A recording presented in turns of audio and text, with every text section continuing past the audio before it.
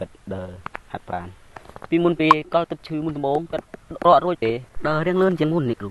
ពីមុនគិតឈានមកជាងហ៊ានទៅអូសជើងតាមអូសភូនោះបានទៅមកហ៊ានអញគិតលឺរៀងផុតដីគិតលឺបានផុតដីគិតដើររៀងមុនជាងមុនអាចតែរៀងទន់គិតដើរគិតអូសជើងអូសដីភូគិតលឺបានហើយនេះគ្រូគិតក្តាប់លៀបបានរៀងបានតិចហើយពីមុនគិតរៀងរឹងរៀងថាវាអត់សូវមានញ៉ាំ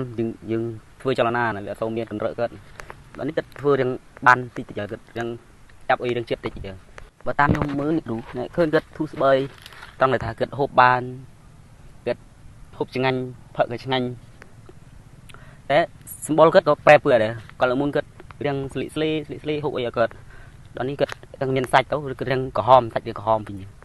ឲ្យអ៊ុយតែម្ដងជាមួយនឹងចិនសិនវេទមន្តនិយាយថាពូកែខ្លាំងមែនតើក្នុងការដែលជួយដោះស្រាយបញ្ហាស្លាប់មួយចំហៀងខ្លួនឥឡូវនេះអ្នកជំងឺរបស់ខ្ញុំបានធូរស្បើយហើយខ្ញុំពិតជាសប្បាយចិត្តខ្លាំងមែនតើជួបពួកគាត់ទាំងអស់គ្នាហើយសម្រាប់ពុកម៉ែបងប្អូនដែលមានបញ្ហាលើសឈាមស្លាប់មួយចំហៀងខ្លួនដើរមិនបានយូរខែយូរឆ្នាំអាចជ្រើសរើសប្រើប្រាស់ជាមួយនឹងចិនសិនវេទមន្តណាពុកម៉ែបងប្អូនអើយដឹងតែបានធូរស្បើយដឹងតែអាចដើរបានត្រឡប់មកវិញតែម្ដងហើយចិនសិនវេទមន្តណាមិនមែនមានត្រឹមតែអតិជនម្នាក់ពីរនាក់ធូរស្បើយពីជំងឺស្លាប់មួយចំហៀងខ្លួននេះទេគឺមានច្រើនមែនតែនតែម្ដងណាពុកម៉ែបងប្អូនអញ្ចឹងហើយសម្រាប់ពុកម៉ែបងប្អូនដែលមានបញ្ហាស្លាប់មួយចំហៀងខ្លួនជ្រើសរើសប្រើប្រាស់ផលិតផលឲ្យមិនបានផលចាអាចប្រើប្រាស់ជាមួយនឹងចិនសិនវេទមន្តមិនបាច់ស្ទាក់មិនបាច់ស្ទើរទេព្រោះមានអ្នកជំងឺជាច្រើនមកហើយដែលបានធូរស្បើយពីបញ្ហាសុខភាពទាំងអស់នេះអញ្ចឹងហើយសម្រាប់ពុកម៉ែបងប្អូនដែលចង់បានសូមដាក់លេខទូរស័ព្ទនិងទីតាំងឥឡូវនេះគាត់មានប្រូម៉ូសិនពិសេសផងដែរហើយសម្រាប់តម្លៃវិញគឺថ្លៃមែនតើត្រឹមតែ